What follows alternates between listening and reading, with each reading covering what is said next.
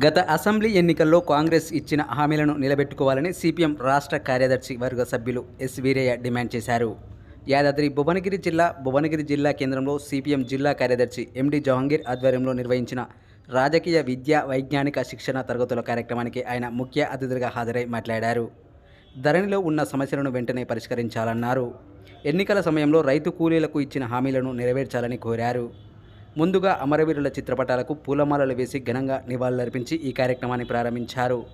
జిల్లా నలుమూలల నుండి సిపిఎం పార్టీ నాయకులు, కార్యకర్తలు భారీగా హాజరయ్యారు. మిత్రులారా, దేశవ్యాప్తంగా విద్యార్థులను తీవ్రమైన ఆందోళనకు గురి చేస్తున్నటువంటి సమస్య నీట్ పరీక్షల్లో జరిగినటువంటి అవకతవకలు. తెలంగాణ నుంచి కూడా పెద్ద ఎత్తున విద్యార్థులు రాశారు పరీక్షలు. ఇప్పుడు అందులో జరిగిన అవకతవకల వల్ల వాళ్ళ జీవితాలే దెబ్బతింటున్నాయి. తెలంగాణ నుంచి కూడా కొంతమంది సుప్రీంకోర్టును ఆశ్రయించారు. ఇంత జరుగుతున్నప్పటికీ మోడీ ప్రభుత్వం నోరు మెదపట్లేదు. అసలు ప్రవేశ పరీక్షలంటే ప్రజలకు విశ్వసనీయత పోయేటువంటి పరిస్థితి ఏర్పడతా ఉంది. ఇప్పటికైనా తక్షణం ఈ పరీక్షలను రద్దు చేసి మళ్ళీ పరీక్షలు నిర్వహించాల్సినటువంటి అవసరం ఉంది. వీటి మీద న్యాయ విచారణ జరిపి దోషులను కఠినంగా శిక్షించాలని చెప్పి కోరుతా ఉన్నాం. అట్లనే రాష్ట్ర ప్రభుత్వం రుణమాఫీని ఆగస్టు దాకా ఆగకుండా తక్షణమే చేయటం అవసరం అనేది మా అభిప్రాయం. ఎందుకంటే ఇప్పుడు ఆల్రెడీ జూన్ 15వ తేదీన ఉన్నాం మనం. వర్షాలు పడ్డాయి, విత్తనాలు వేసే సమయం. ఇప్పుడు రైతులకు డబ్బులు అవసరం, రుణాలు తీసుకోవాల్సిన అవసరం ఉంటుంది. ఆగస్టులో రుణమాఫీ చేస్తే ఇప్పుడు రైతులు రుణగ్రస్తులుగానే ఉంటారు బ్యాంకుల్లో.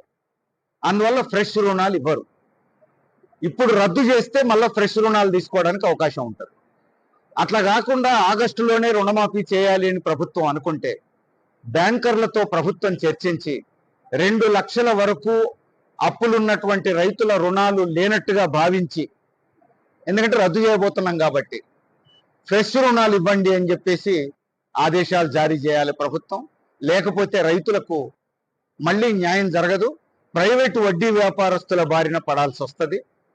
అందుకని ఈ విషయం చూడాలి. అట్లనే రైతులకు రైతు బీమా, రైతుల మీద భారం పడకుండా ప్రీమియం మొత్తం ప్రభుత్వమే చెల్లిస్తూ బీమా పథకాన్ని అమలు జరపాలి. అట్లనే రైతు భరోసా కూడా తక్షణం అమల్లోకి తేవాల్సినటువంటి అవసరం ఉంది. ఇప్పుడు ఇస్తే రైతులకు ప్రయోజనం, ఎప్పుడో ఇస్తే పెద్దగా ప్రయోజనం ఉండదు. దాన్ని కూడా తక్షణం తేవాలి. అట్లనే ఎన్నికలకు ముందు వ్యవసాయ కూలీలకు కూడా ఏడాదికి 12,000 సాయం చేస్తామని వాగ్దానం చేశారు. అది వచ్చేట్టు చూడాలి. అట్లనే రైతు భరోసా పేద రైతులకు, కౌలు రైతులకు కూడా అమలు జరిగేటట్టు చూడాలి. కౌలు రైతులకు ఇప్పటి వరకు అమలు జరగట్లేదు. అది కూడా ప్రభుత్వం బాధ్యతగా చూడాలి. మహిళలకు నెలకు 2,500 ఆర్థిక సాయం చేస్తామన్నారు. అది కూడా అమలు జరపాలని చెప్పేసి కోరుతున్నాం. ధరణి సమస్యలు ఇంకా పరిష్కారం కాలేదు. తక్షణమే ధరణి సమస్యలు ఫేస్ చేస్తున్న రైతులను ఆదుకోవాల్సినటువంటి బాధ్యత రాష్ట్ర ప్రభుత్వం మీద ఉన్నది. ధరణిలో ఉన్నటువంటి అవకతవకలను తక్షణమే సవరించాలని కూడా ఈ ప్రభుత్వాన్ని మేము కోరుతాం.